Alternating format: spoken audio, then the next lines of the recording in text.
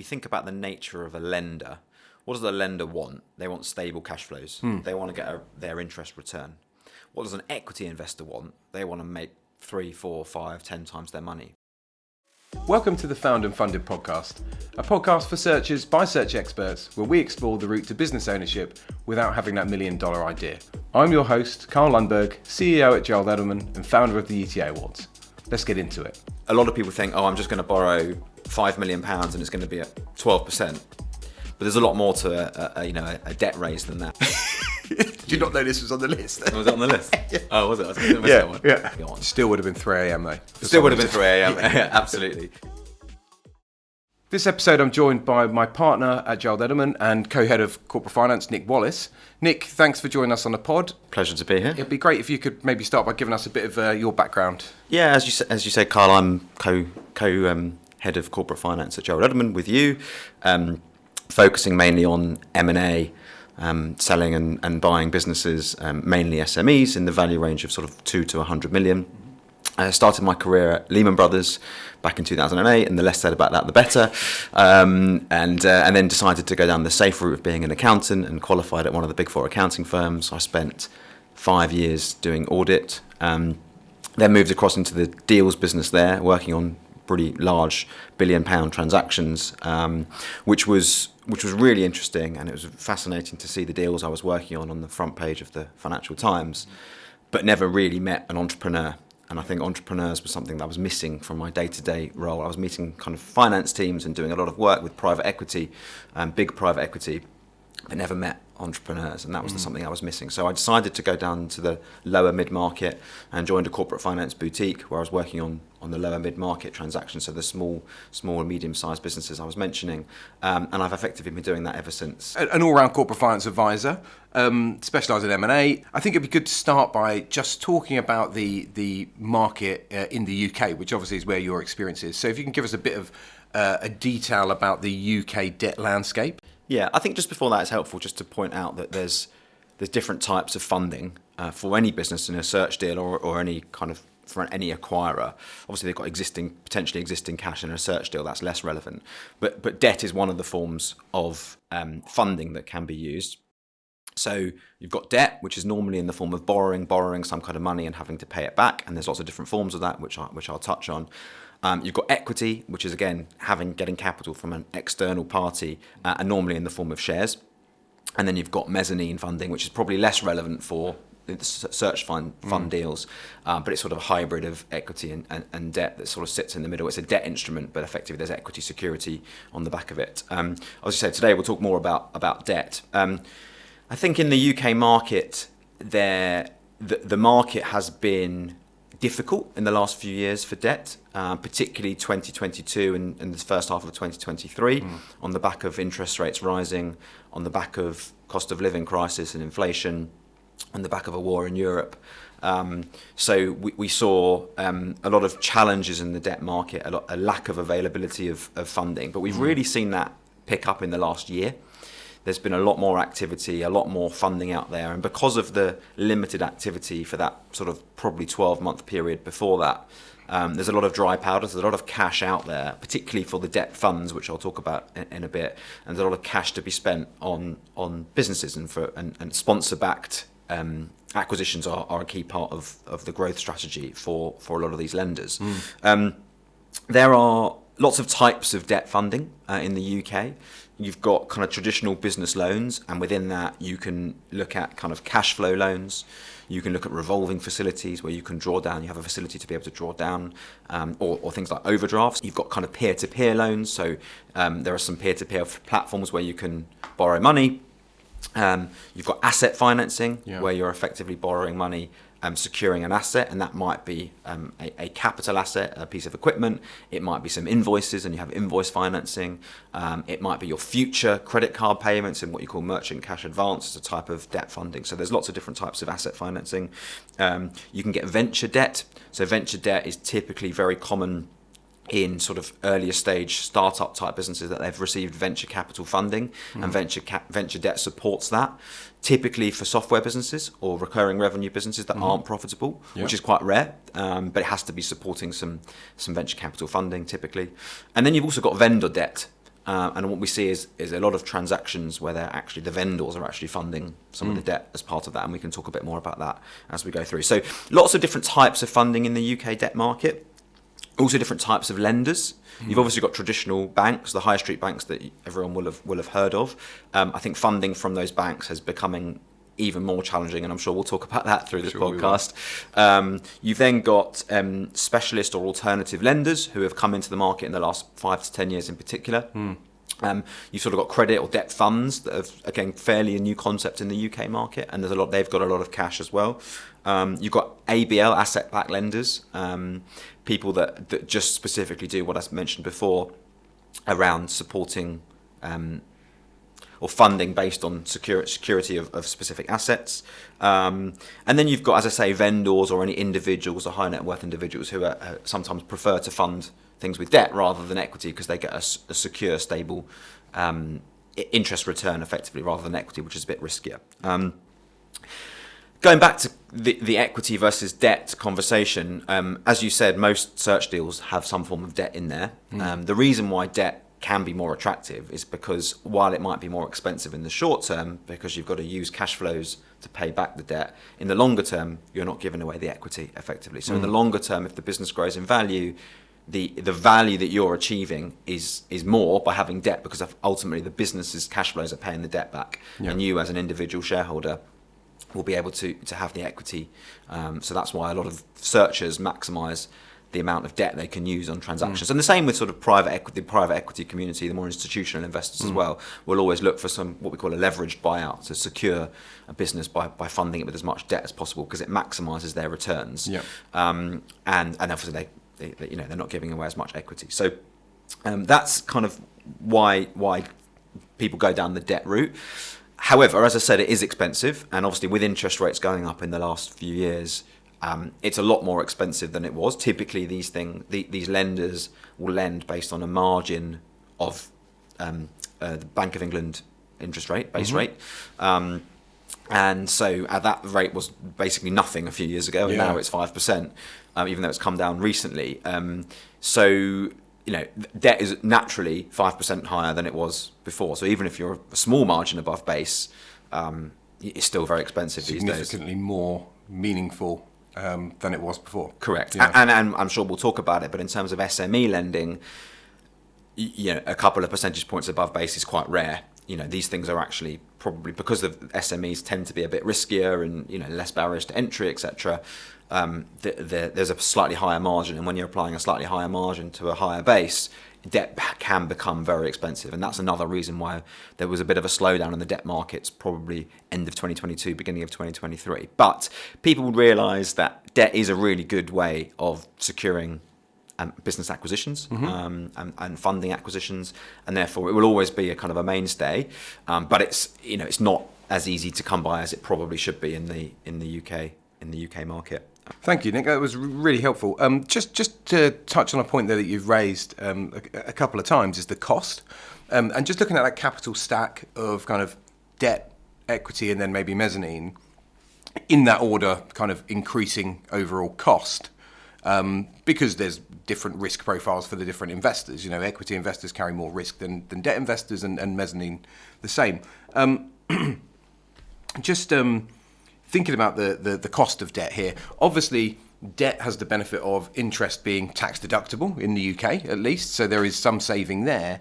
But overall, if we are looking at search deals where historically traditional search fund investments have been able to attract, say, 30 to 35% IRR, bringing in more money, to sort of higher cost to be paid out to debt financiers, means that surely the amount residual for the equity investors must fall.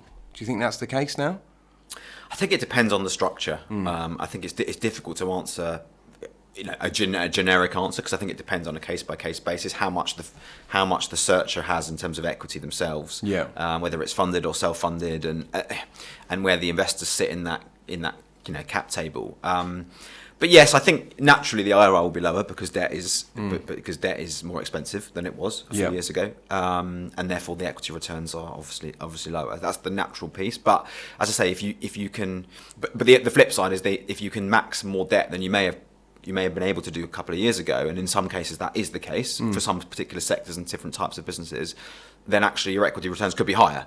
Yeah. Because you've got more debt, even though the debt's more expensive. So, it's a difficult question to answer, but in theory, in summary, yes, I think the IRR probably would be lower because debt's more expensive. Yeah, and I think actually what I've seen is that reduced return kind of being shared between the searcher and the investors, because searchers, particularly self-funded searchers, used to be able to get much higher percentage of the ordinary shares than they might now. I think that usually what we're seeing now is they're going to be capped out at 50% of the ordinary shares, and actually some will look more like a traditional model where they're getting more like 35% as a max.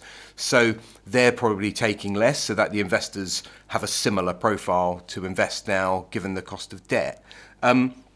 Just going back to the capital stack, because this is interesting to me. You mentioned vendor financing, and some deals I've seen, they've paid 100% on day one. I think you and I would both always recommend that you don't do that, but, sometimes it's necessary to get a deal done. Most of the time, there's an element of deferred consideration, potentially an earn-out, and therefore some kind of vendor financing, whether formal in terms of a vendor loan note or just kind of deferred consideration. The timing of that, when you look at the profile, and I'm going to go into a little bit of detail onto the debt structure, but we can come back to it again later. But when you look at the profile of the funds you need, you do a model and you say, right, this is the consideration, my day one payment is this, and I've got deferred payments that will need to be made later. There will be cash flows generated by the business, hopefully, which is the beauty of kind of search deals, buying existing cash flow positive businesses. But there's a balance between borrowing enough to make sure you can hit your deferred consideration payments and have enough working capital and so on, but not having too much cash sitting on the balance sheet for a year, 2 years, waiting to make those payments. You mentioned revolving credit facilities, and that I've seen has been very useful, where you can get enough to make the payments day one and maybe an RCF to draw down later to make the deferred consideration payments. I've seen less of that being offered recently by lenders. Do you think that's still possible for people who are trying to structure? Yeah, I think it's possible. I agree with you that RCFs are less common than they were a few years ago. Again, because they're probably riskier. If you imagine you're a lender, you're giving a specific amount, that's your amount, you're letting the profile of the business today. RCF is a facility to effectively draw down, and you don't know what the business is going to be like. And therefore, where we do see RCFs, we see more stringent covenants and restrictions and what you can and can't do and what the business needs to look like at the time. Right. So yes, I think in summary, in terms of vendor financing, effectively the vendor can replace an external bank. And if you say to a vendor, if you are a vendor and you're receiving, let's just make a number, let's say £10 million for your business, what are you going to do with that £10 million? You're going to go in and probably invest it if you've sold your business. And so if you can invest it back into this business and guarantee a return of, say, 10%, that's a pretty good return, and much more than you would get, arguably, if you go and put it in government gilts or yield bonds or whatever. And so actually it can be quite attractive for a vendor to say, actually, I'm going to lend you the money to fund this with a interest return that is possibly better than I could get elsewhere. I guess the risk for the vendor is then their money is still tied up in the business that they've sold, although they've probably taken some cash out of the business. So vendor financing can be quite attractive, and it can bridge the gap between enterprise value and what you can fund through equity and debt. Vendor financing could be a good one. Tends to rank below external debt. An external funder will normally always want first charge or a debenture or on the business and the business's assets, and so a vendor might have to rank below. But in some cases we see vendor financing without any external bank funding. I think it depends on the vendor and their risk appetite, etc. But it can be cheaper, likely to be less covenants involved, likely to be less due diligence required, because they know their business. So it can be quite a good way of bridging the gap, and we're seeing it more and more in terms of vendor financing. It sounds like a very neat way to do a deal, as you say, particularly if there's going to be some cash day one anyway, probably from the equity funding. So seller can de-risk to some extent. They've got some surplus funds that they probably don't need day one. They were going to invest somewhere anyway, and they can get a good return. They know the business. They know what it's capable of. I suspect there are some negative views of this, because back in I think it was the 90s and maybe the early noughties, when people were doing MBIs and made a very bad name for kind of MBIs, there were these, what people are known as £1 Charlies who tried to buy a company with no money in. And I suppose if you've got a genuine searcher who's raised some external equity, maybe haven't got the means to put money in themselves, and then want the vendor to finance it, actually, as I said, a neat structure, but I think people are slightly put off by it. Also, there is a counterparty covenant risk for the vendor that now, okay, the business has been sound while they've been running it, but now there's a new person running that business. Right. And I suppose that neatly brings us into this kind of two key issues, or two primary concerns, I imagine, by any lender, which is, does the searcher, the person that's buying the business, have the ability to run it and service and repay the loan, and is the business good enough to loan money against? Yeah. I think the key thing in debt funding, particularly if it's a cash flow lend, which we see most of these deals are, where effectively a lender is borrowing based on the future cash flows of the business, and the cash flows are the security that they're getting. There needs to be sufficient cash flows. And in terms of the quantum, again, it depends on the sector and the type of business, but you typically can get somewhere between 2 and 3 times EBITDA. That's the rule of thumb. Yeah. Some sectors and larger businesses might be more 3, and sometimes bigger than 3, but 3 is normally the max for an SME. And in some cases, it's as low as 2, and sometimes even slightly lower. But 2 to 3 is the norm of what you can get, 2 to 3 times EBITDA from a cash flow lender. Yeah. The UK is one of the most mature and sophisticated financial centres in the world. That's a relatively low amount of leverage that you can get. You mentioned the high street banks. I have fairly strong views about how the high street banks are for SMEs and what they do, or more like what they don't do for SMEs. Why is it so difficult to raise money for SMEs in London or anywhere in the UK when we've got such a sophisticated infrastructure? Yeah, controversial question. I don't disagree with you regarding the high street banks. I think they're not really fit for purpose for SMEs. And I think, as an example, in recent weeks, we've tried to raise some funding for a client and spoken to some high street banks and spoken to some alternative lenders. And yes, the alternative lenders may be slightly more expensive, but the timeline of the deal is 4 to 6 weeks rather than high street bank, which is 6 to 9 months. And ultimately it won't happen. It's say 6, and by the time it goes through credit and they challenge, it just won't happen. And I think that's, as you say, for SMEs, that shouldn't be the case. No. There is plenty of cash out there, as you say. It's restricted on the amount you can borrow. I think it's because SMEs tend to have more risk than a larger business, because, as I said before, there's probably less barriers to entry. There's less scale, less proof of concept, easier to replicate, and ultimately more risk. And therefore, if you're talking, a 20, 30 million EBITDA business, you probably can borrow a lot more than that from a bank, because there's less risk for a lender. They've got security over the stability of the predictable cash flows. Yeah. But for a small business, you don't necessarily have that. And I think that's why, when I said the range before of multiples, that you get a higher multiple from having a recurring revenue business. Yeah. From having a business with secure contracts, with stability, with an exceptional experienced management team, and all of these things help to drive the amount you can borrow. And I think it's the same in the general conversation around SMEs versus larger businesses, and why SMEs can't access as much debt capital, because ultimately they are riskier. It also depends on the sector you're in as well. Some sectors, naturally, education, healthcare, particularly in the last few years, even through COVID and cost of living crisis and interest rate rise, are sectors that have performed well. They are the sort of the mainstay stability of the economy, and therefore for those sorts of businesses, within reason, you can probably borrow a little bit more than businesses that are a bit lumpier generally. Recruitment is a good example of one that's quite lumpy, and therefore the amount you could borrow potentially is less, because you don't have as much visibility of future cash flow. It's ultimately that there is a lot of cash out there, but it's not easy to get funding. It's not easy at all. Yeah, you mentioned, Nick, that businesses with recurring revenue, for example, are likely to be able to borrow slightly more, or maybe higher multiple of earnings. Of course, the enterprise value of a business with recurring revenues is likely to be higher as well. So you're probably going to end up with a similar loan to value, gearing percentage, which again is probably in the UK maxes out about 50% for most, banks, from what I've seen. Certainly for acquisition finance for an LBO. It sounds to me as though actually it may be a product of the fact that we have a sophisticated banking system, and actually the banks are risk averse because of they need to provide stability to their investors and shareholders and everything else.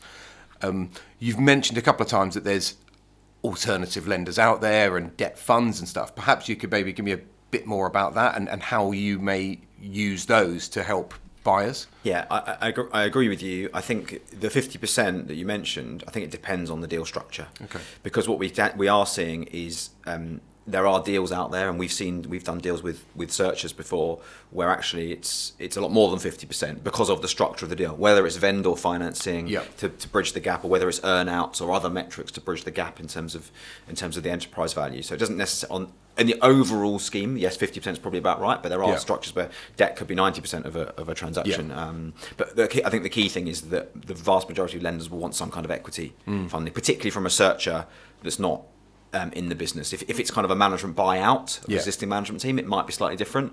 But where it's an external party coming in, I think they'll definitely want some equity funding normally. Yeah. And to go back to your question around debt funds, yes, so we're seeing a lot more alternative lenders. Some of them are sort of mini banks, and some of them are actually they're specifically here to do cash flow lending, and they're sort of credit funds, debt funds, and they actually raise a pot of money as a private equity fund would. But it's to use for debt funding as opposed to equity funding as well. So the thing is, because and some of them do ABL, as I mentioned before, and some of them just do cash flow lending, and some of them have different products. And I think with the debt funds, what you see is that it's definitely more expensive generally than the high street banks. High street banks, you tend to know the business because they probably bank with them day in, day out, and they know the cash flows. But as I said before, the bureaucracy is significant, and the amount you can borrow tends to be a lot lower. We did a deal back end of last year whereby we had one of the high street banks lent, and they lent at nearly 4 times EBITDA. So it is doable, but the whole process was it was painful. It was really painful. And we done deals with some these debt funds whereby the deal can happen in 4 or 5 weeks and can be done quite quickly. The amount of due diligence is more limited. But as I say, there are there is a price to pay for that. I.e., it's probably going to be slightly more expensive. The covenants might be slightly more stringent, etc., etc. Got it. Okay, that's really useful.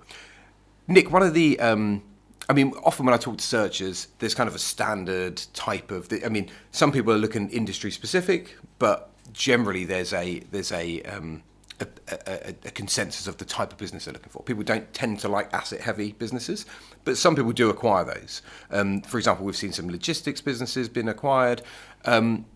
Obviously, in those situations, there is the possibility to put in some asset-backed lending. Also, I suppose those with big debtor books, or perhaps some stock in transit. So there are debt facilities that you can get to kind of leverage that as well, aren't there? Yeah, absolutely. And we did a transaction earlier this year whereby the buyer funded it pretty much entirely through an invoice financing facility. The existing business didn't have invoice financing but was eligible for invoice financing, and there was effectively a £3 million facility that was drawn down, and that was used to fund the acquisition. Yeah. Now, the risk with that is that then going forwards, that business is not receiving the money from the debtors, and so there might be a cash flow. So you need to make sure you're modelling out what does that mean for the impact of the business going forward. From an acquisition point of view, it's great because it's quite easy to draw down the money. The deal will happen very quickly because there's significantly less due diligence required for an asset-backed lending or an invoice financing type deal because they're only looking at one specific asset. But then you've got to think about the cash flows of the business going forward, particularly for invoice financing. But yes, there is plenty of money out there, and actually you can get pretty good LTVs on assets, depending on the type of asset, of course. Whether it's a big ship or whether it's a piece of equipment, or there are lots of opportunities. And actually, we've got a logistics client at the moment, and they fund a lot of their day-to-day working capital through asset-backed lending on their equipment, and they have an invoice financing facility as well. So those things are doable, and actually that one's potentially going to be sold whereby the buyer is looking at some cash flow lending. So actually that might have 3 different types of lending in one. So and that's possible, of course. So yes, I think if the asset-backed lending, invoice financing is, as I said, a lot quicker, a lot easier to get. And actually, if that's an option to fund a deal or a search deal in particular, then I would definitely start with that as a rule, a rule of thumb. You're not giving security on the whole cash flows of the business. It's just particularly on one type of asset. As I say, you have to be careful about modelling the cash flows. And then maybe a cash flow lend can support that. But there are plenty of people and these sort of alternative lenders who just do ABL. That's what they do, and they're experts in it. And as I say, you can get pretty good loan to value, so worth considering. Yeah, great. No, I have seen deals just kind of get done, and then I hear about them, and it's because it was an asset-based lend, and they've come in, they've looked at the debtor book or whatever it might be, and lent the money, and that's it. So particularly if you combine it with a bit of vendor finance as well. Exactly, and let's say there may be a situation whereby your 50%, in terms of cash flow loan, can be topped up with 20-25% from an ABL facility. So the actual amount of equity you need is significantly lower. And that improves returns all round. Great. Yeah. So it sounds like what you're telling me, Nick, is I've had lots of comments from people before about when comparing other markets, so the US in particular. Obviously, in the US there's a government scheme, the SBA loan scheme, where the government will effectively underwrite a lend, and I think you can borrow up to like 90% of the company's value, which obviously we don't have anything like that here. But you can get closer, you can get above 50% if you're clever with the structure and that capital stack. I think this, it's probably a good opportunity to say, well, look, if I'm a searcher and I'm going to acquire a business, I get lots of people come and talk to me and say, look, introduce me to the key kind of, second tier lenders who do the lends in this space. There's some very active lenders out there. But actually, it sounds like there is some merit, and I think you'd say there's lots of merit in potentially, instruct an advisor who can actually help you to really get the best out of the lending situation. Yeah, and I think the advisor can do a number of things. Obviously, I'm slightly conflicted saying this because I am an advisor and I do advise searchers on these sorts of deals. But I think first of all, is to say it's the capital structure. How do you structure the deal? Because there are lots of ways you could be creative about the structure, including vendor financing, earn-outs and things to reduce the day one requirement. So that's the first thing, someone to negotiate a really good deal for you. Not always possible, because as I say, some vendors, as you said before, will only accept 100% cash on day one. So that's the first thing. The second thing, as you say, in terms of finding the funding, someone that has relationships with a lot of these debt funds, a lot of these alternative lenders, ABL, invoice financing. Merchant cash advance is another one that not a lot of people know about, which is around securing, particularly for a business that receives money on credit cards, or a consumer business. You can effectively secure money based on their future payments received on those credit cards, which is quite a new product in the last sort of 5-10 years. So there's these sorts of things, and having someone that can access these pools of capital, I think, is very helpful. But I think the other thing which I think people probably underestimate is the ability of an advisor to advise on that debt, because a lot of people think, I'm just going to borrow £5 million and it's going to be at 12%. But there's a lot more to a debt raise than that. You've got to think about, obviously, the interest rate is really important, and can you negotiate on the interest rate? The term of the loan is also important. Are you paying it back over a year? In which case, your cash flow is going to be very limited. Can you pay it back over 5 years? Most of these loans tend to be over 5 years, particularly cash flow loans. Can you receive what you call some kind of bullet facility, which is whereby you're not amortizing the whole loan over that 5-year period. So it may be a 50% bullet, whereby effectively if you've got a $5 million loan, you're only paying back $2.5 million over the 5 years. And then you have a $2.5 million effectively bullet payment at the end, which in reality you would probably then refinance and then spread that over the next 5 years. So it effectively becomes a 10-year facility rather than 5 years, which is obviously much better for cash flow. Some lenders will do 100% amortizing, which means you don't get a bullet, and we're seeing more and more in the last couple of years lenders being a bit more flexible about that. Rule of thumb, I would say, is probably 40% bullet, but we have seen stuff at 50%, and I've seen stuff actually higher than 50% as well, for the right business in the right sector. Even recently, and I think that's another important factor, because when you're looking and modelling the future cash flows of the business, if you're only paying interest, that's a massive advantage. Clearly on the future exit, if you're selling it in 5 years, obviously the debt comes off first. But in terms of what you can generate with those additional cash flows of not paying back the loan, to reinvest in growth. Correct. So actually, arguably, the future value of the business when you sell it in 5 years is significantly greater, even though you're deducting the debt at the end. So there's all these things that I think are really important to think about and to negotiate. Also, the amount of due diligence required is important. You might have a lender that's giving you slightly more advantageous terms, but they want to spend 3 months doing due diligence, versus a lender that will give you slightly more expensive terms, but do it in 2 weeks. That's also really important, how quickly you can move. As I say, the cash flow is important, what the monthly payments are going to be. Fees, we see all sorts of different fees, and particularly for some of these alternative lenders, they can be quite expensive in terms of arrangement fees. Yeah. And therefore, that's important. So the actual amount you're borrowing is higher because they normally add the fee onto the borrowing base. So, these things are quite important. So you're paying back more over time with the fee. So you've got to think about that. Early repayment. If, for example, you buy a business and then you want to sell it a bit quicker than your plan, rather than selling it in 5 years, you sell it in 2, and there's an early repayment charge that's 10%. Yeah, that's obviously quite penal because you've got to pay back the loan. So those things are obviously quite important depending on your plans. Security is another important thing. Typically, these lenders get their securities on the business, the trading assets of the business, i.e. the cash flows of the business. Yeah. Some lenders will want personal guarantees, and obviously we'd want to try and limit that as much as possible. We don't like PGs. We do not like PGs. And typically, sometimes in invoice financing they get PGs, sometimes in asset financing they ask for PGs. Merchant cash advance, the lending based on future credit card sales, almost always ask for PGs. Right. Cash flow lending, again, it depends on the structure. The more equity funding a searcher is putting in or has access to, probably the less likely there are going to be PGs. But again, you might have 2 lenders. One might have slightly more advantageous terms, but they've got personal guarantees, versus one that hasn't. So again, that's another important thing to negotiate. Conditions precedent are also important. What does the lender need before they execute the transaction? So what documents need to be signed, what equity investments are required, what KYC checks are needed, and that all sounds quite simple, but some will have very, very long lists of what we call CPs, conditions precedent. I think the biggest one that people sort of neglect is covenants. Yeah.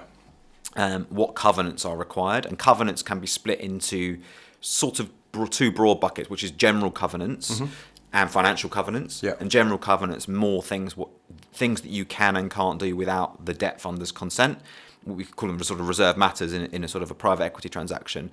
And some of them will have long lists of these general covenants, which can be quite restrictive for the business going forwards. So you can't employ a person with more than £50,000 salary. You can't issue more debt. You can't pay dividends. All of these things, I think, are quite important. Yeah. And again, you want that to be as flexible as possible. So having the covenants is probably fine, but making sure that the thresholds are appropriate. So you're not asking for permission every 24 hours on a specific issue. I want to recruit someone. Does the debt funder have to sign it off, etc.? Yeah. So those things are important. And then financial covenants, things like interest cover, making sure you've got a sufficient cash flow to cover your interest, sometimes potentially based on EBITDA levels, potential on cash flow levels based on minimum liquidity in the business. Sometimes you have to have a specific level of cash at all times in the business, otherwise you breach the covenants.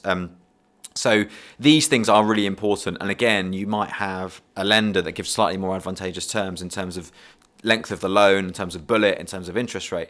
But if their covenants are really restrictive and there's an event of default due in 3-6 months' time, well, then there's no point of doing that. And actually, that's significantly more penal for you as a business. Yeah. So the other thing probably is the information required going forwards. Yeah. So how much does the lender need to see about the business and how often? Is it monthly management accounts and that's it? Are they going to want to come and sit as an observer on your board, or even have a board seat, which is quite rare for debt funders, more for equity? But so all of these things, I guess, come as part of the negotiation. I think having an advisor to negotiate on all of these things on your behalf, knowing what's market, what's normal. Exactly. I think having done lots of these transactions, I think is really, really valuable. I would say that, but I genuinely believe it is really valuable. Having the experience and the knowledge to know where you can push back and actually it's a reasonable request. I think one of the points you made there about the covenants and the reserve matters. One of the main things about search, and I think what people like to do, we call it entrepreneurship through acquisition. They want to be entrepreneurial. The equity investors, tend to allow quite a lot of freedom to the searchers to go and run the business how they want to. If you've suddenly then got a lender who isn't on board in the same way and wants to approve everything you're doing, or at least reasonably significant decisions, it limits your entrepreneurialism, doesn't it? So that's a really, really important point. Yeah. And I think the other point, which is linked to that, is if you think about the nature of a lender, what does a lender want? They want stable cash flows. They want to get their interest return. What does an equity investor want? They want to make 3, 4, 5, 10 times their money. Yeah.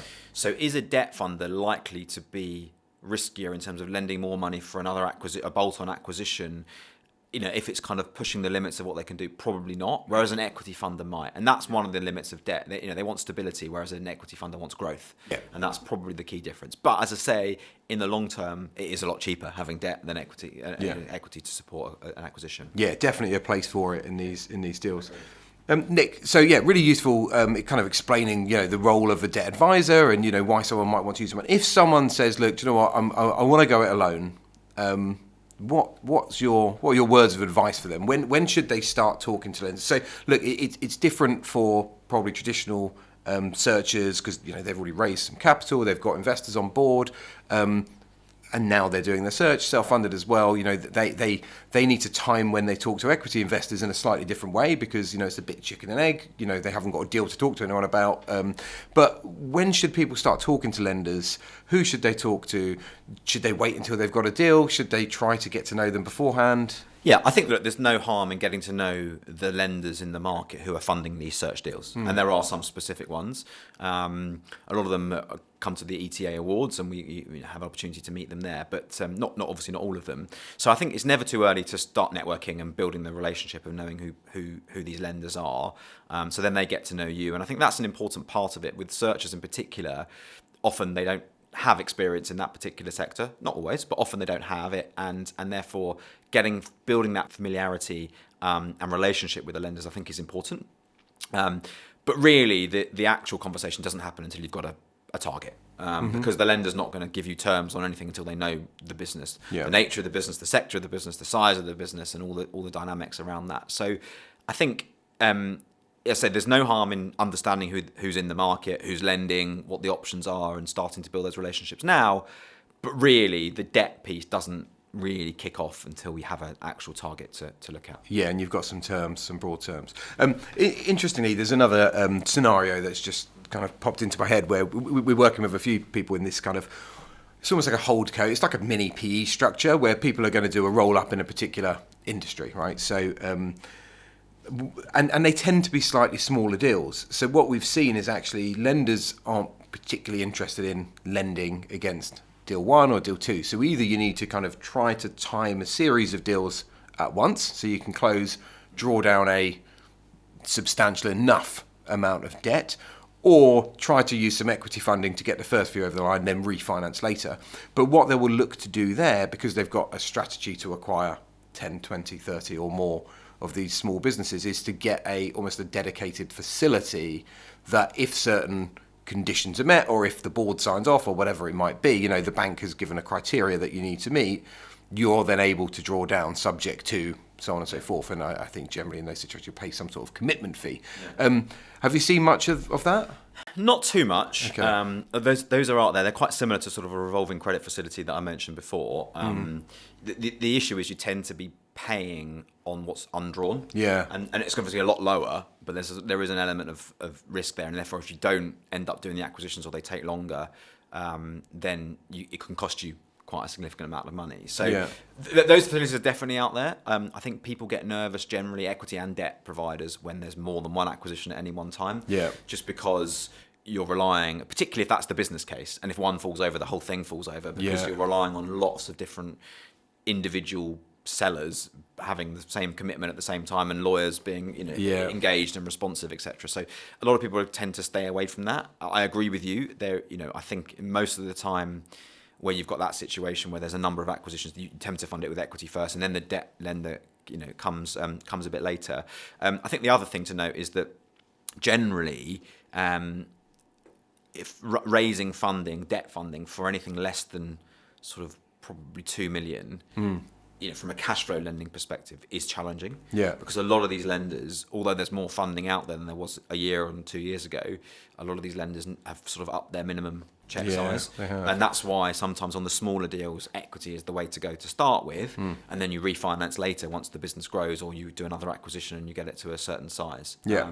Once it gets above those criteria, that means that the alternative lenders can come to the table. By the way, high street banks won't touch anything at that level, but the alternative lenders will. Probably 2 million plus is is easy, not easy. It's easier. It's easier to come by for sure. If you're looking to raise $500,000 or $1 million of debt, it is tricky. It is, yeah.